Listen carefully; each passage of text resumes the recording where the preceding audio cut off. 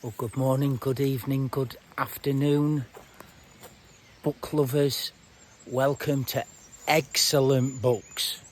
Once again, we are in the library and I'm camping in it. The book I am reading when I go camping, and I've read it now, I think about 5 times in the space of 2 years. It is a brilliant book. I absolutely love it. I'm going to do a read along, or I'm going to read to you The Blue Fox by Sjon. He's an Icelandic author. Some of the names are obviously Icelandic. I haven't read aloud since my boys were little, when we used to read to them, obviously me and my missus. So I may stutter a bit, I may mispronounce words, but I'm going to do it anyway. I'm going to read the first instalment. It's split up into, I think, 4 main chapters. I hope you enjoy it. I hope you go out and you buy the book and you read it yourself, because it is utterly brilliant and I don't think many people know about it. So follow this. Blue Fox by Sjon. 9th to the 11th of January 1883. Blue foxes are so curiously like stones that it is a matter for wonder. When they lie beside them in winter, there is no hope of telling them apart from the rocks themselves. Indeed, they are far trickier than white foxes, which always cast a shadow or look yellow against the snow. A blue vixen lies tight against her stone, letting the snow drift over her on the windward side. She turns her rump to the weather, curls up and pokes her snout under her thigh, lowering her eyelids till there is the merest hint of a pupil, and so she keeps an eye on the man who has not shifted since he took cover under the overhanging drift. Here on the upper slopes of Ashmere, some 18 hours ago. The snow has drifted and fallen over him until he resembles nothing so much as a hump of ruined wall. The creature must take care not to forget that the man is a hunter. He began his pursuit away south at Baunt. The sky was clear and the first blush of day at its winter's bleakest. The man slid down over the Holmesfield, then set a course north over the Asse to Littleberger, where it had not drifted as yet. Once there, he caught a movement on the brow of the hill. Thrust in hand inside his clothes, he took out a spyglass, extending it and put it to his good eye. Yes, there was no mistaking it. There was a daughter of Reynard on the move. She seemed blithely unaware of any danger. All their movements indicated that she was on the prowl for a bite to eat. She went about her business unhurriedly, intent on the sole purpose. The man took a closer look at her. He bent his thought hard upon her, trying to get an inkling of what she intended, of which way she would go when she had finished her nosing on the crest. All of a sudden she took off at a run. The man couldn't imagine why. Her whole demeanour showed that she sensed a grave threat. Yet she couldn't have had the least suspicion of the man by ordinary means. She must have had a forbidding of his intention. He's a man with hunting on his mind. The man walked up the hill. He tried to keep the image of the vixen clear in his mind to help him find her again more easily. She spins over the hard-packed snow like a top. Up on the crest he casts around for the vixen's tracks. He pinched one fox print between thumb and forefinger. It seemed a sizable beast. In the snowflake that lingered on his fingertip lay a gleaming hair. There was no mistaking the colour, blue. Vertical streaks of cloud in the west, maybe a storm on the way. The vixen was nowhere to be seen. The trail was plain as far as the eye could see. The man walked briskly with the wind at his back. It didn't much matter now if the vixen caught his scent. She knew he was after her. He paused every now and then to cast around, using the same method as before.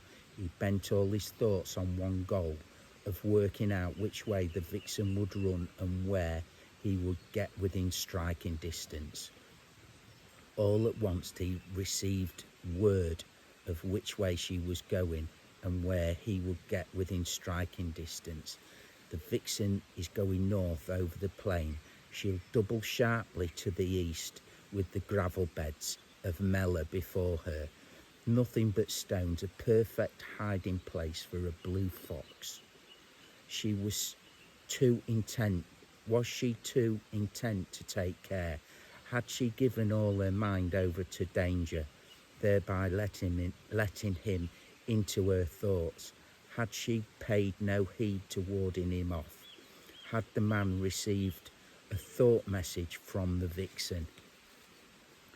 Out on the stony plain the air was still and freezing hard. Only the lightest breath touched his cheek. The man saw a bluish bump far to the north. He held still. After a while the bump began to stir, and shortly afterwards a blue vixen rose from the stones.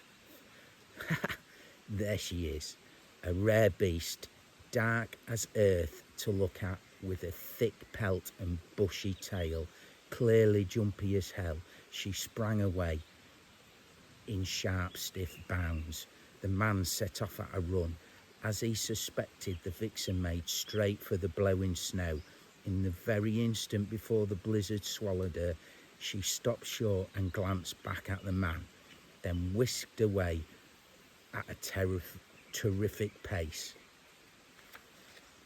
There was a whining in the air. A ptarmigan hurtled past, a hair's breadth from the man, driven before the wind. It was followed by a falcon flying high with sure and steady wing beats. The man turned away from the blast, tightened his scarf and wrapped the shoulder strap 3 times around his right arm so the bag rested tight against his hip. He was not too late for the storm. The man trudged through the impenetrable murk. At first he had stony ground underfoot, and then going was not too bad, but the snow soon thickened. Conditions deteriorated. He had to trust his line of thought.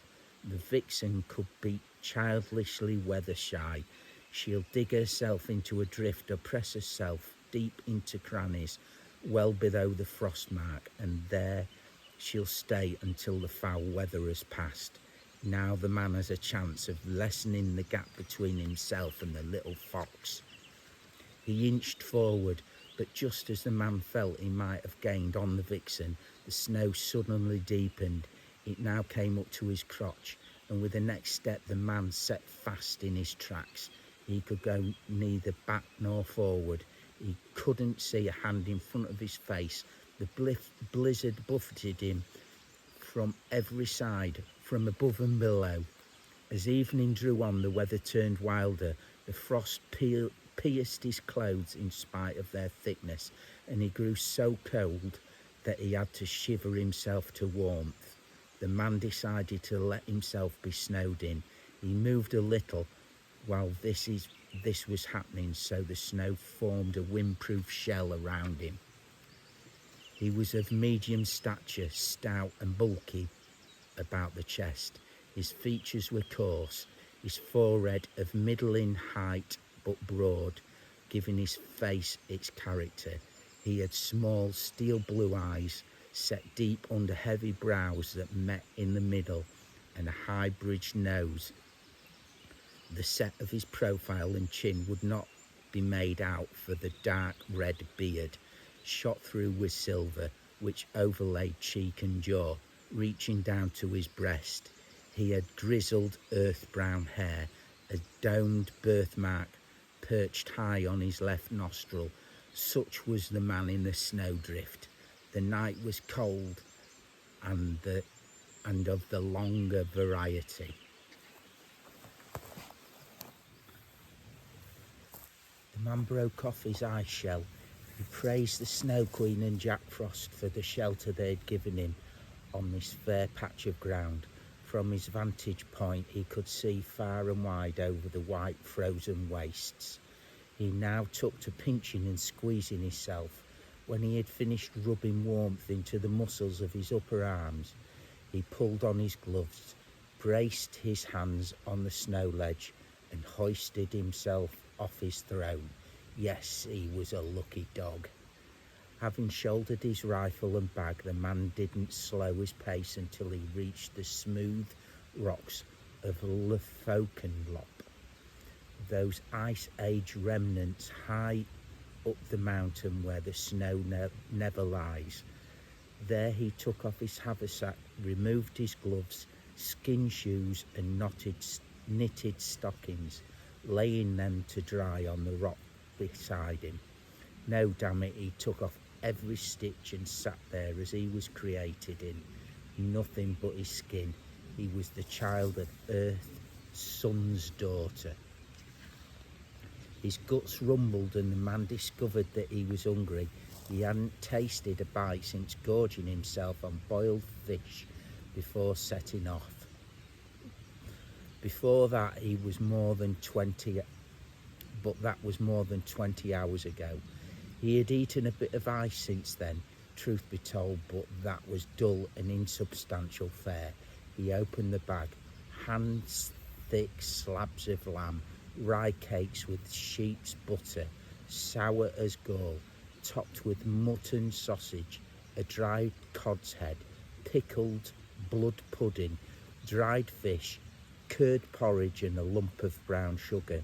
Yes, all this was in his mess bag. The sun warms the man's white body and the snow melting with a diffident creaking, passing for birdsong. At noon the peaks were still bright and there were patches of blue in the sky. The man recalled the untold glorious hours he had spent in the mountains since he was a lad. Nothing could equal the beauty of those days except the new chandelier in the church at Dalborton. No, the man flings himself flat on the ground. What did he glimpse there? Was it a boulder? He grabbed the spyglass but couldn't see nothing. Mist on the lens. He wiped it off with his sleeve. What could it be? What he thought it was? It vanished. No, there it came back into view. A fox's head. Yes, the merest shadow of a head. It was the blue. Of course, she must have been on the watch there for some time. He closed the spyglass. The vixen gave a blood-curdling screech. The land thereabouts is featureless and slopes to the east, with low tussocks of shallow gullies. There was no way for the man to intercept the vixen without being seen, so he lay still where he had thrown himself when he spotted her. The vixen sprang onto a rock and began to howl.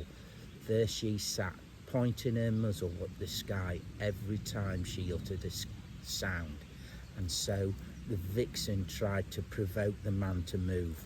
She had probably lost him when he flung himself down. The man lay flat on his stomach. He had managed to twist himself to face north with his rifle before him, but didn't dare move because there was no rise in the ground between him and the vixen. Nothing to hide him from their view. Moreover, his weapon was not loaded. He couldn't prime it without alerting the little fox. He had to think fast if he weren't to lose the vixen like the day before. That would be unthinkable. What was he to do? The vixen spun around on the rock and poised, ready to vanish. The man rolled over onto his back, waggling arms and legs in the air. Then he did an about turn, got on all fours, raised his right leg like a dog pissing on a tussock. He bleated loudly. With antics like these, the man managed to delay the vixen's departure. He crept into hiding and took thought while she waited for more wonders to appear.